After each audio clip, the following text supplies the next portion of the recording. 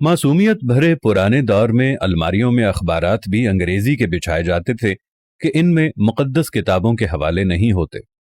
छोटी से छोटी कोताही पर भी कोई ना कोई सुना सुनाया खौफ आड़े आ जाता था। जमीन पर नमक या मिर्चें गिर जाती थी तो होशो हवास उड़ जाते थे कि क़यामत वाले दिन आंखों से उठाना पड़ेंगी।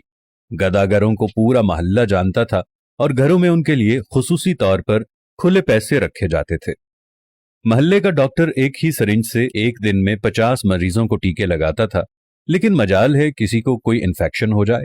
यरकान या शदीद सरदर्द की सूरत में मौलवी साहिब माथे पर हाथ रखकर दम कर दिया करते थे और बंदे भले चंगे हो जाते थे।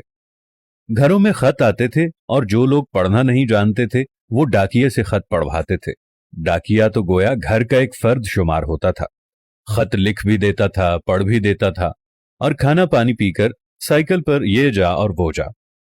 इम्तिहानात का नतीजा आना होता था तो नस्रुम मिनल्लाहि व फतहुन करीब पढ़कर घर से निकलते थे और खुशी खुशी पास होकर आ जाते थे। ये वो दौर था जब लोग किसी की बात समझकर ओके नहीं ठीक है कहा करते थे। मौत वाले घर में सब महल्लेदार सच्चे दिल से रोते थे और खुशी वाले घर में हकीकी कहकहे लगाते थे। हर हमसाया अपने घर से सालन की प्लेट साथ वालों को भेजता था और उधर से भी प्लेट खाली नहीं आती थी। मीठे की 3 ही अक़साम थी, हलवा, जर्दा चावल और खीर।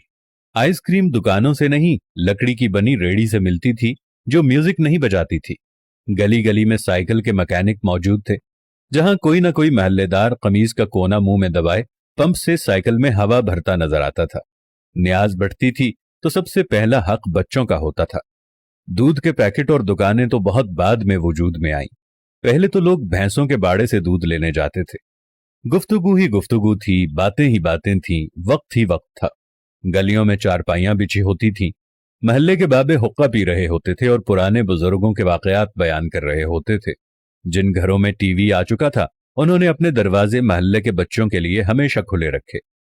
मट्टी के लेप की हुई छत के नीचे चलता हुआ पंखा सख्त गर्मी में भी ठंडी हवा दिया करता और फ्रिज के बगैर भी मटके और सुराहियों का पानी ठंडा रहता था। फिर अचानक सब कुछ बदल गया। हम कदीम से जदीद हो गए। अब बावर्ची खाना सीढ़ियों के नीचे नहीं होता, खाना बैठकर नहीं पकाया जाता, दस्तरखान शायद ही कोई इस्तेमाल करता हो। मंजन से टूथपेस्ट तक के सफर में हमने हर चीज बेहतर से बेहतर कर ली, लेकिन पता नहीं क्यों इस कदर सहूलतों के बावजूद हमें घर में एक ऐसा डब्बा जरूर रखना पड़ता है जिसमें डिप्रेशन, सरदर्द, ब्लड प्रेशर, नींद और विटामिन्स की गोलियां हर रोज मौजूद होती हैं।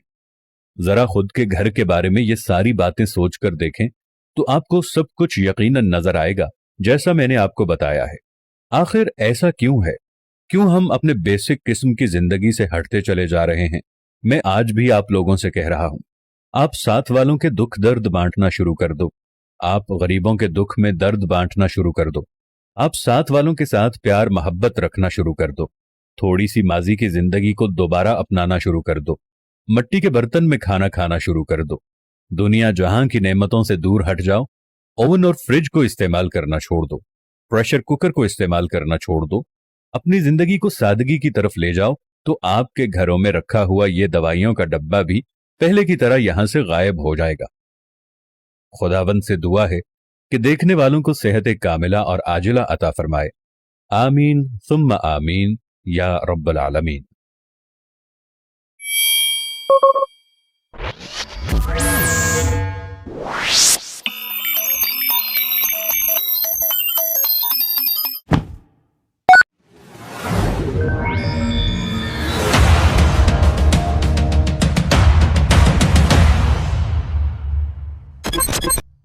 वीडियो को लाइक तो कर लिया होगा दोस्त, अब मुझे फॉलो करके अपना दोस्त बना लो। हमेशा सही राह दिखाऊंगा।